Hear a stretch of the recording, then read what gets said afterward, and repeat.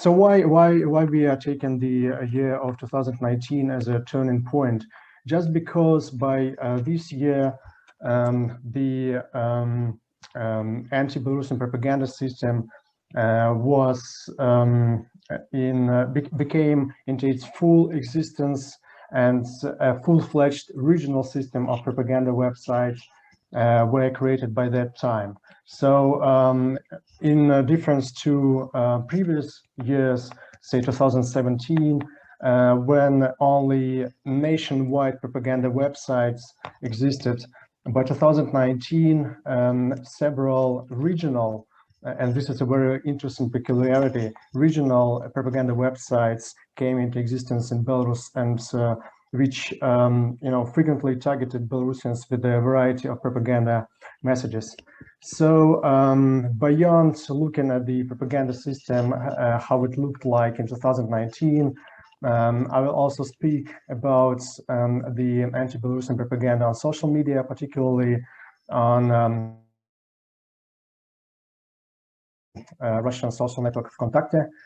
Then we'll present a classification of pro-Kremlin propaganda in Belarus, and so we'll briefly speak about other relevant studies. So by 2019, about 40 fairly active websites targeting Belarusians existed. They could be, classified into these 4 groups depending on the level of the activity and aggressiveness. These logos probably do not say much to you if only some of you really follow some of these propaganda websites, or if at least you know this Sputnik Polska, and which has a similar logo to Sputnik Belarus, or if there are some people from Ukraine, you probably know the Ukraina.ru website, which is very active in anti-Ukrainian propaganda, but also posts quite a lot about Belarus and other post-Soviet countries. So, as I already said, by 2019, and most of these websites were registered at one day in early 2019, a number of websites came into existence which targeted each of the Belarusian regions. And you can see the logos of these websites on this slide. And as you can see, these websites used a similarly neutral design. There are no ambiguous symbols which may indicate belonging to radical ideologies. And instead, they use images which reference the historical emblems of the regional Belarusian centers, or memorial buildings, or have neutral look, right? But at the same time, these websites published a lot of aggressive and chauvinistic content, and they skillfully mixed neutral news and informative, entertaining content taken usually from other sources with their own extremely chauvinistic materials. What these websites actually posted about? Well, they, first of all, they frequently used hate speech against various social, political, religious, professional groups of population, including journalists and bloggers, but also generally, citizens sharing pro-European views, human rights advocates, and so on. They also used a variety of chauvinistic, non-scientific allegations, distorted the history of Belarus, propagated conspiracy theories in various forms, used a lot of offensive statements about national symbols, and so on. You can see several, recurring claims by this propaganda network on these slides, and you can see that some of these claims, actually mention Polish history. Actually, this website tried to present the Belarusian people as some, part of the Russian people, which were violently dismembered by Poland, right? They also used to present the Belarusian language as a bad Russian dialect, spoiled by Polish language, and so on. Beyond some, Belarus-related claims, they also spread various conspiracy theories not necessarily related to Belarus. Like they, for instance, claim that AIDS does not exist, or if you look at the point 4, that the so-called Tavistock Institute of Human Relations controls the development of the world history, and a variety of other ridiculous conspiracy theories. And of course, they wrote a lot about the Polish imperial plans that Poland sort of wants to establish the fourth Rzeczpospolita and to take over Belarus. These regional websites did not operate in a vacuum. They were well connected to other Belarus-related propaganda websites, and you can see on this visualization, numbers of reposts. And these, some of these, 5 regional websites are presented to the left, and a variety of different Belarus-related websites and pro-Kremlin our media outlets such as Sputnik to the right. So you can see that they used their materials and also the exclusive content of these regional websites were used by a variety of other propaganda sources. So the authorship of many of the regional websites materials was concealed under pseudonyms. At the same time, the style of the articles and the uniformity of grammatical errors made it possible to assume the real authorship of the publications. Moreover, due to probably inattentiveness of the creators of the websites, it was possible to establish who stood behind this network. It didn't require a top-notch investigative skills. It was quite easily accessible through publicly available sources. So you can see that, for instance, the domain to the right, the domain of the Source Info website was registered on the name of Sergei Lush, who is a well-known one of the key pro-Kremlin activists in Belarus, or that's a number of other regional websites were registered on the name of Alexei Simonov.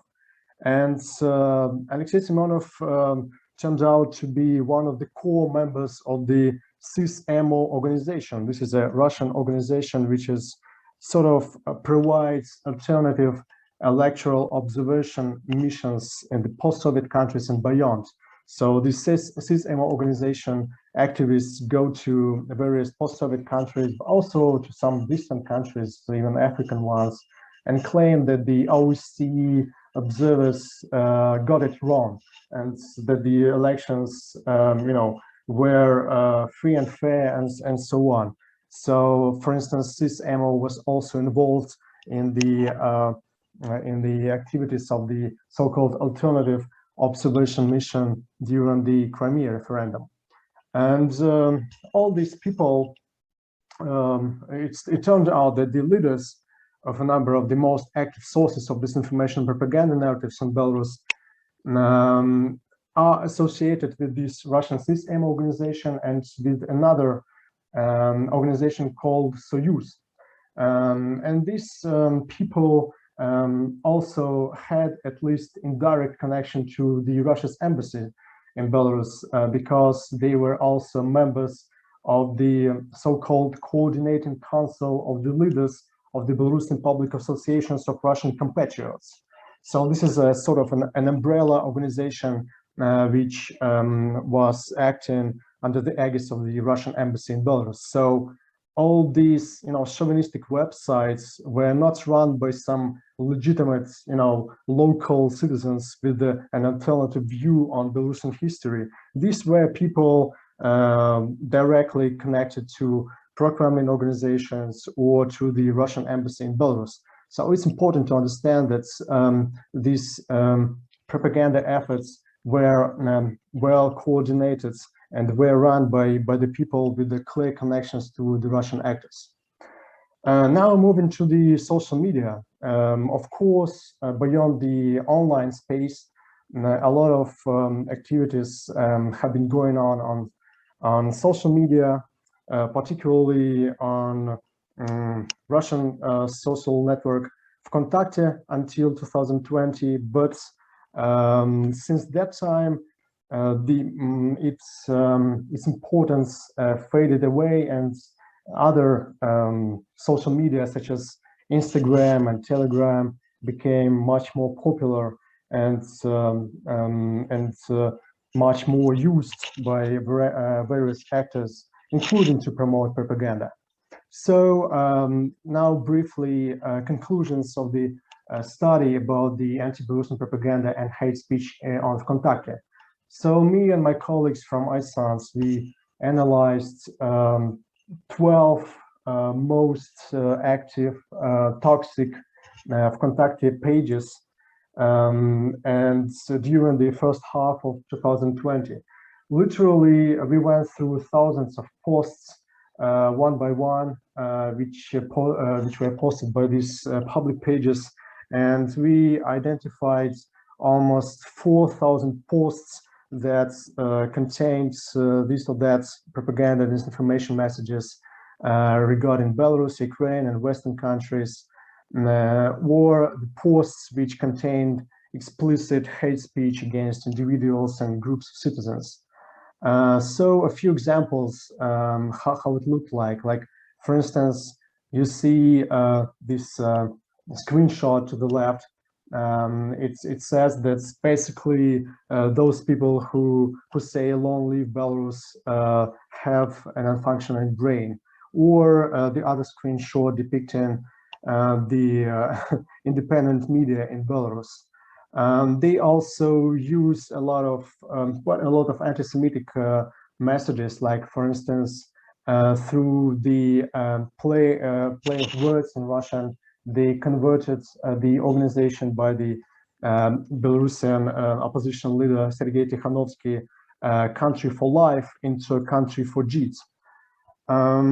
So these propaganda messages were not only targeting Belarus, so Belarusian history and culture and so on.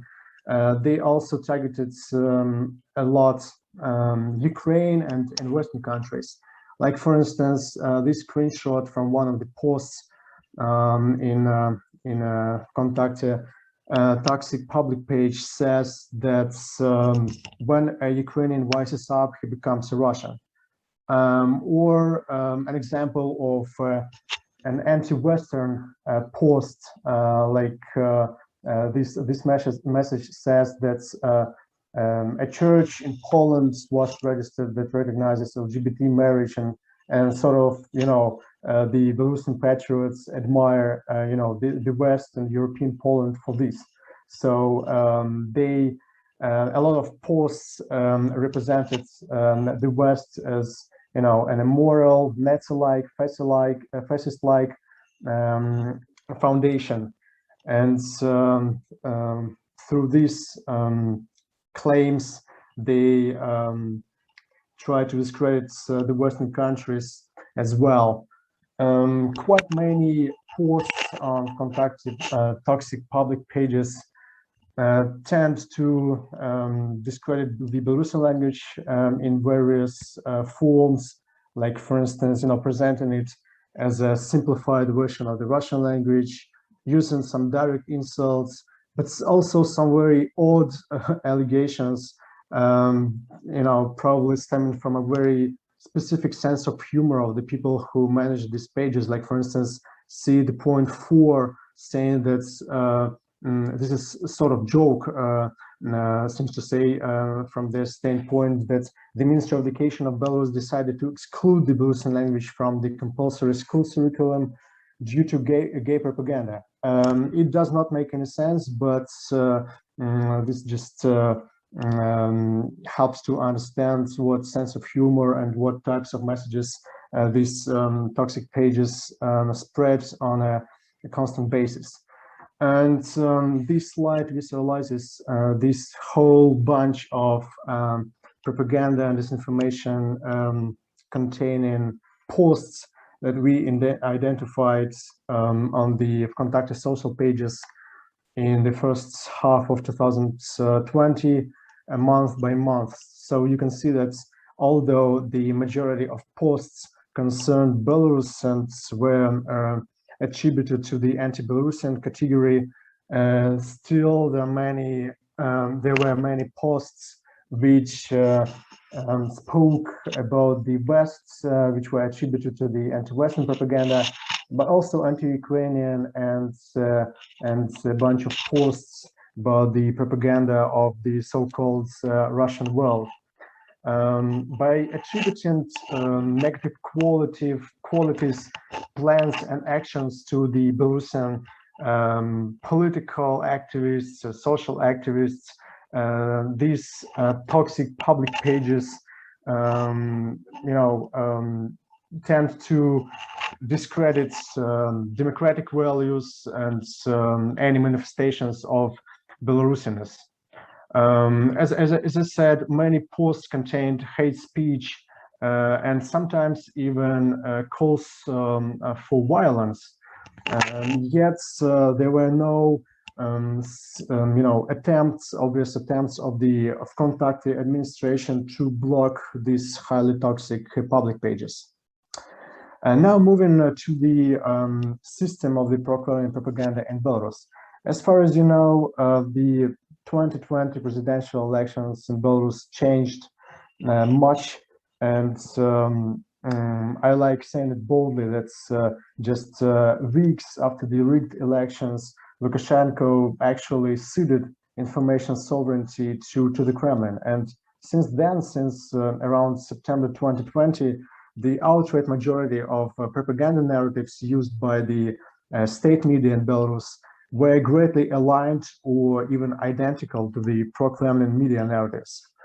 And all these narratives, like based on the analysis of thousands of media publications, articles from dozens of pro-Kremlin sources, it is possible to categorize this abundance of articles into the major 25 propaganda narratives, which are targeting the Belarusian audience. And these 25 propaganda narratives can be in turn classified into four groups of narratives. Four groups depending on the country or countries which they talk about.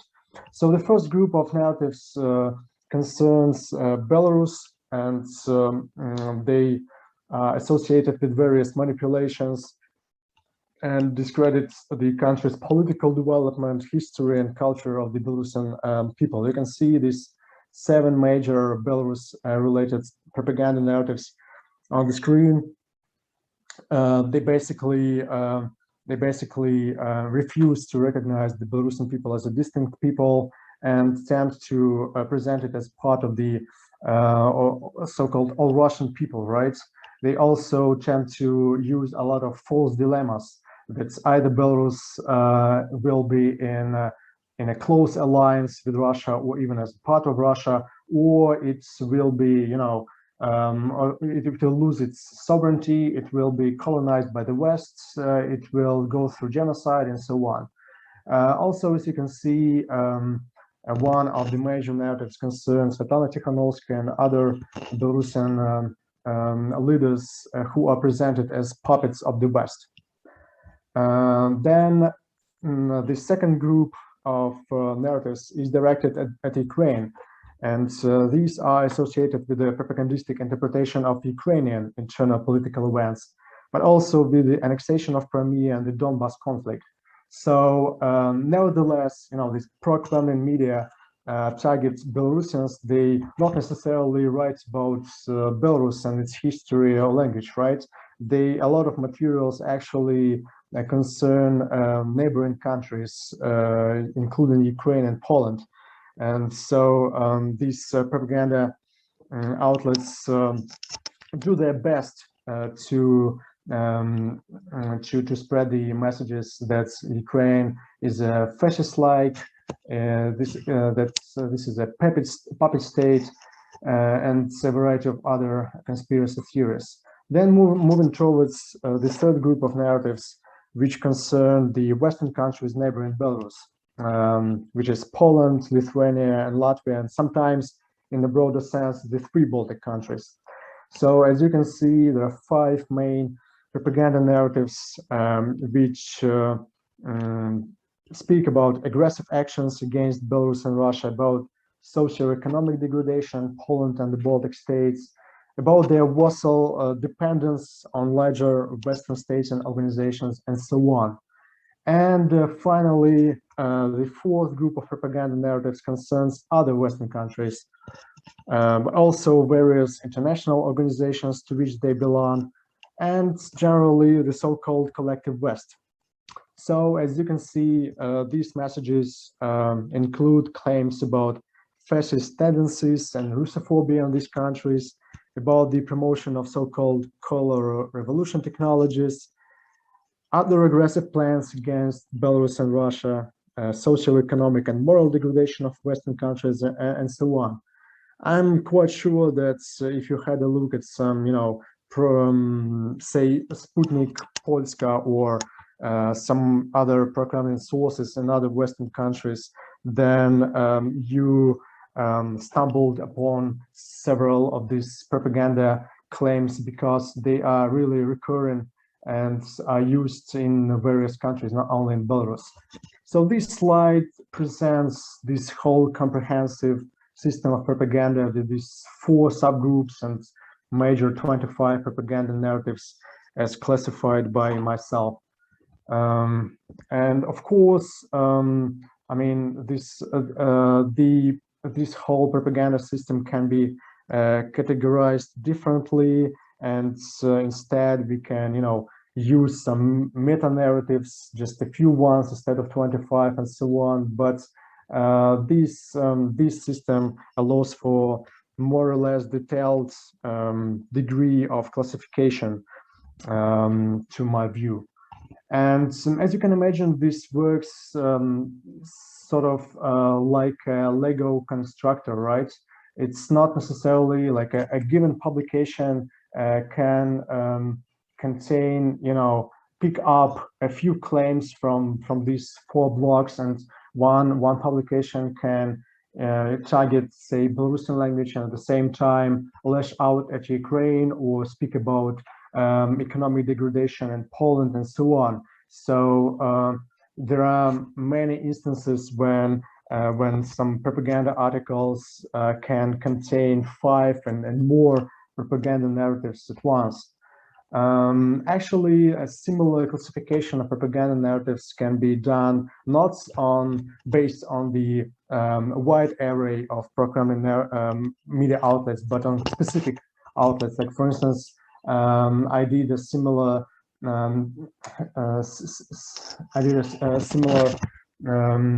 endeavor with the Sputnik Belarus, and sorry, this is not very clear, but this way, through looking through a variety of articles, I classified 12 main propaganda narratives spread by Sputnik Belarus. Or, for instance, this slide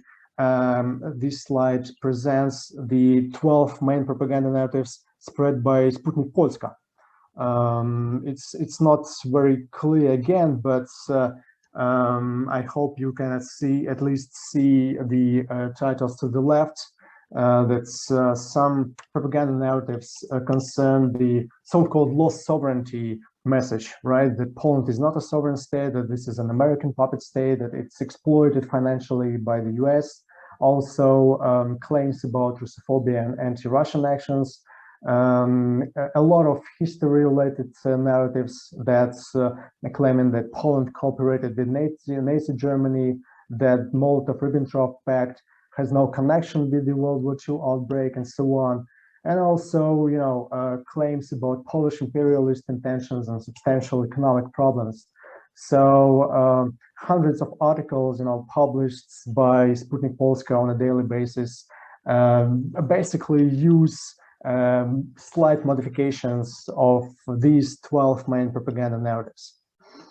And based on that study about pro-Kremlin propaganda in Belarus, me and my colleagues from iSense, we launched a specific website, fakebuy.org, which collects Belarus-related propaganda and disinformation articles and debunks them.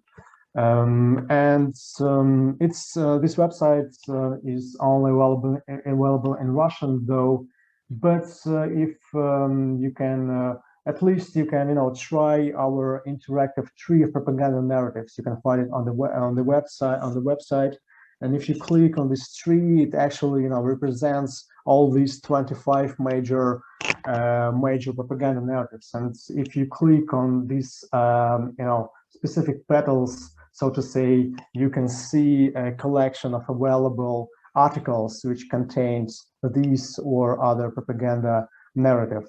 So far, it has over 300 articles which are categorized this way, and it keeps going. Finally, a few words about some other recent propaganda-related studies. Me and my colleagues monitored Belarusian state media and were curious to see what changes took place, particularly after the 2020 presidential election in Belarus, and it turned out that the majority of commentators, guest commentators who are invited by the three main state TV channels in Belarus are not from Belarus anymore. These are mostly people of Russian and Ukrainian origin, which are involved in pro-Kremlin propaganda. These are mostly these same people who, for years previously, prior to the fateful Belarusian events, discredited Ukraine, and suddenly all these people became experts on Belarus issues. And at this point, the majority of these guest commentators are actually people who do not originate from Belarus anymore.